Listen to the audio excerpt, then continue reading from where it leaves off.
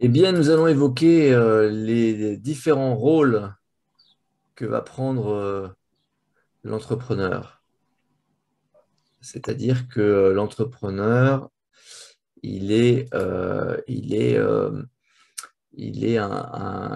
finalement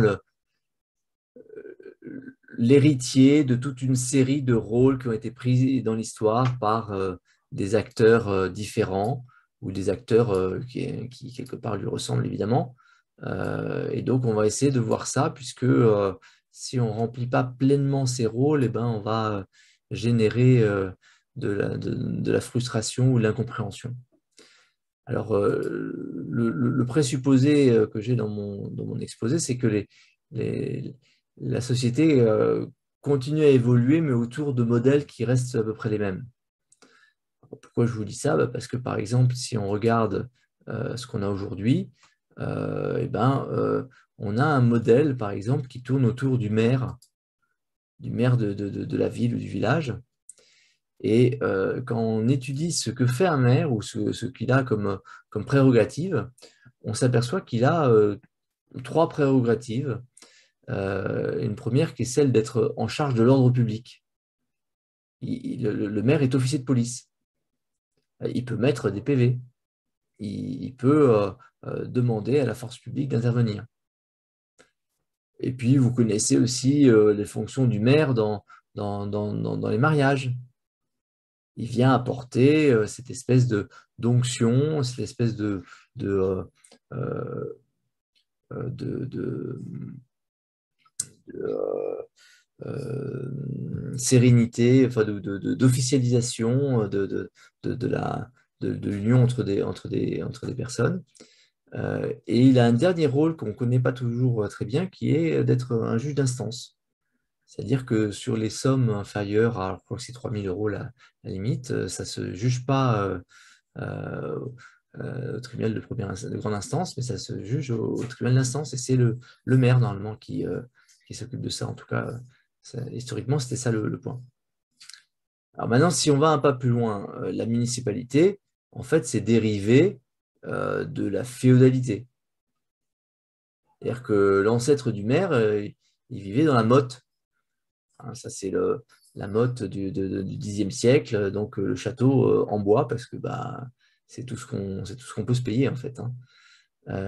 Et puis, en fait, le groupement de villages de deux ou trois familles qui vont défricher la forêt qui est devenue prégnante à la suite de l'Empire romain, eh ben, elle va être dirigée par l'ancien. L'ancien, en latin, c'est le senior. Et le senior, c'est devenu le seigneur. Et donc, le seigneur, il avait des fonctions. Il était en charge de la défense du village. C'est lui qui organisait ça. Il était en charge de la justice. Donc, quand il y avait un différend entre deux villageois, eh ben, ils allaient gérer ça devant le seigneur. Et puis, souvent, le seigneur, il était aussi le prêtre. Parfois, c'était un prêtre en plus, mais c'était fréquent. Donc, par exemple, tous les domaines qui étaient des abbayes, eh ben, celui qui dirigeait l'abbaye, c'était le seigneur et c'était en même temps le prêtre. Et ce système-là était lui-même inséré dans une suzeraineté. Donc, vous aviez un seigneur des seigneurs qui gérait les différends entre seigneurs, qui gérait la défense de son territoire avec l'aide des armées des différents seigneurs qui se mettaient à son service, enfin, au service de la collectivité en fait. Et puis, donc, le suzerain, il avait la plus grosse église et il avait donc ce rôle aussi quasi religieux. Et vous voyez que dans cette organisation, il y a une forme de fractalité. C'est-à-dire qu'on retrouve par empilement exactement le même séparation entre ces trois fonctions. Donc, si on va plus loin, au Paléolithique, eh ben, il fallait une compétence pour que la chasse des gros animaux se passe bien, pour qu'on réussisse à coincer le mammouth dans une fosse et qu'on le tue tous ensemble et après qu'on le dépèce. Et après, il fallait qu'il y ait un partage qui soit équitable de tout ce qu'on avait réussi à chasser. Donc, c'était le maintien de la paix sociale. Euh, mais c'était aussi important, probablement, qu'on ne se dispute pas autour de la question des couples qui s'étaient faits et que, du coup, on officialise les unions entre les uns et les autres pour éviter que ce soit une bagarre permanente. Et le dernier rôle du chef dans cette tribu primitive, c'était d'expliquer l'inexplicable. Donc ça, c'est, vous voyez en filigrane les trois grands rôles qu'un entrepreneur va devoir prendre. Donc ça s'applique à lui. C'est-à-dire que si jamais le chiffre d'affaires tombe, il va y avoir non seulement une anxiété de la part des collaborateurs, mais aussi une éventuelle remise en cause de la valeur de l'entrepreneur. On va se poser des questions sur ses capacités. Si des commerciaux sont constamment sur le terrain et n'arrivent pas à ramener de nouveaux prospects, qu'ils ont l'impression que la chasse ne peut pas être fructueuse, ils vont remettre en cause les qualités de manager de l'entrepreneur. Si on a des conflits en interne, ça peut miner l'entreprise très rapidement. Je me souviens d'un de nos clients qui avait eu un problème lors d'un repas de Noël où un des collaborateurs, sous l'emprise de l'alcool, avait eu des gestes déplacés à l'égard d'une femme qui était en plus la femme d'un autre collaborateur. Intéressant à gérer. Mais si vous ne le gérez pas, vous risquez des gros problèmes. Donc, c'est votre rôle en tant qu'entrepreneur que de gérer la justice au sein de votre entreprise. Pour vous donner une autre illustration, si vous avez une opposition entre deux services, deux business units au sein de votre organisation, les productions for the win, clients, c'est un vrai problème pour votre organisation. C'est une facilité pour ceux qui dirigent ces services. Ouais, nous ici, on n'est pas des fiottes, on n'est pas comme le service d'à côté. Donc, les gars, on se serre les coudes et on y va. Pratique, mais au détriment de l'organisation de l'entreprise, au détriment de votre efficacité. Autre exemple, les injustices dans les nominations. Vous avez un message qui est de dire, nous, ce qu'on recherche avant tout, c'est la compétence. Et vous nommez quelqu'un que les autres considèrent comme incompétent. C'est le début d'une incompréhension. C'est le début d'une opposition. Vous n'avez pas fait votre rôle de maintenir la justice au sein de l'organisation. Et je ne vous parle pas de tout ce qui se rapporte au népotisme. J'ai un autre cas qui est assez intéressant aussi. C'est le cas des vols. On a un client qui a un de ses cadres qui s'est arrangé pour voler l'entreprise en faisant des commandes qu'il avait la moyen d'annuler après derrière en compta. C'était 200 000 € par an d'iPad, des choses comme ça. Pensez bien que dans une entreprise, les choses finissent par se savoir. Et si ça se sait dans l'entreprise et que vous ne le savez pas en tant qu'entrepreneur, alors vous pourrez toujours le prétendre, mais on sera persuadé qu'en fait vous étiez au courant. et que pour une raison ou pour une autre, vous avez décidé de laisser la chose se faire. Probablement, vous-même, vous êtes probablement en train de vendre, pardon, de voler. Donc, on peut parler du vol, on peut parler des autres prédations, on peut parler de tout ce qui est de l'ordre de la, des, comment dire, des harcèlements et autres. Vous ne pouvez pas ne pas être au courant. Vous ne pouvez pas ne pas réagir. Au vu de vos collaborateurs, vous savez, et donc vous avez décidé que c'était OK. Alors, on avait vu dans une autre chronique, c'était en fait la troisième de nos chroniques, qu'il était important pour l'entrepreneur de faire le chaman. Donc, le chaman, c'est ce que fait,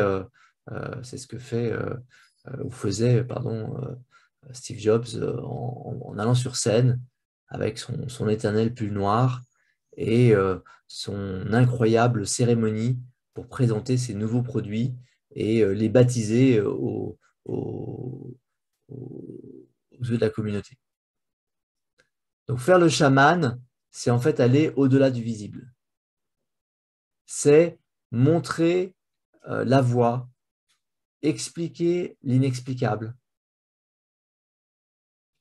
L'histoire qu'on raconte souvent, c'est celle dans le groupe, dans la tribu primitive, de cette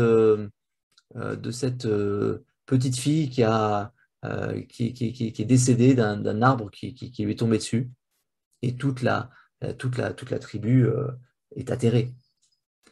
Et le chaman va aller s'enfermer dans sa caverne. Il va aller faire du tam-tam pendant 2, 3, 4 jours. Il va consommer des substances probablement stupéfiantes. Et il va sortir de là exténué. Mais il aura un message. Les esprits lui ont parlé. Et en fait, ils avaient besoin de l'esprit de cette petite fille qui va maintenant devenir un totem qui va protéger la tribu. Et bien, tout d'un coup, tout va bien. Si on sort de cette histoire de ce pauvre petite fille et qu'on remplace ça par un contrat sur lequel toute l'entreprise comptait et qui finalement échoue, vous, entrepreneur, êtes celui qui va expliquer que c'est en fait normal, que c'est en fait une bonne chose parce que maintenant on s'aperçoit qu'on a un trou dans notre raquette et qu'il va falloir se remettre en cause, se réinventer et que grâce à ça on va être plus fort. Donc en conclusion, vous êtes le guerrier, vous devez protéger l'entreprise de l'agression, vous devez organiser la chasse, mais vous êtes aussi le maître de justice. Vous ne voulez pas avoir de conflit dans l'entreprise, vous voulez des récompenses méritées. Et vous êtes aussi le chaman, comme on l'avait vu précédemment. N'oubliez pas ça, parce que vos collaborateurs et votre environnement, lui, c'est ce qu'il a en tête. C'est comme ça qu'ils vous voient, et c'est eux qui comptent. Vous, la façon dont vous voyez, c'est accessoire. Merci Jean-Christophe. Donc, guerrier, chaman et maître de justice. Les À la trois fois, grands rôles. j'ai une question pour toi. Où est-ce qu'on se forme pour apprendre finalement ces compétences qui ne sont pas forcément dans le cursus de nos écoles d'ingénieurs ou de commerce?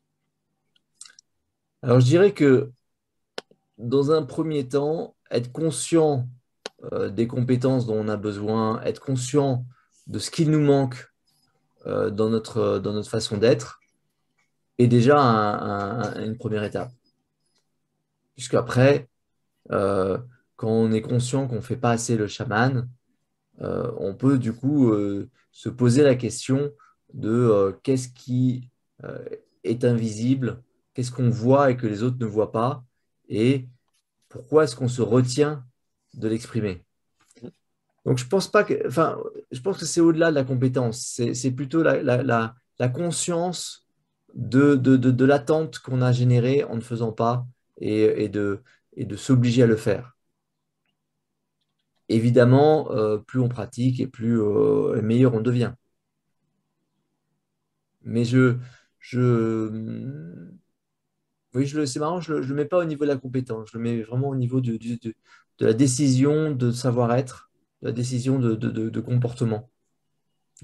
D'accepter pleinement son rôle, en fait. C'est ce que j'allais dire. Peut-être qu'il y a des entrepreneurs qui n'ont pas envie de faire la justice, pas envie d'être le chaman, pas envie d'être le guerrier. Ah Tiens, bah je vais embaucher des guerriers, et puis ils vont aller, c'est des commerciaux, ils vont faire le chiffre d'affaires à ma place. ils peuvent le penser, Ma DRH va faire régner la justice dans l'entreprise. ils peuvent le penser, mais il reste néanmoins l'ultime responsable. Le roi, à un moment donné, ne faisait plus la justice, il avait des officiers de justice qui faisaient, mais n'empêche que si c'était injuste, c'est vers lui qu'on se retournait. Si la Autrement dit, distribution n'était pas parfaite, c'est vers lui qu'on se retrouvait.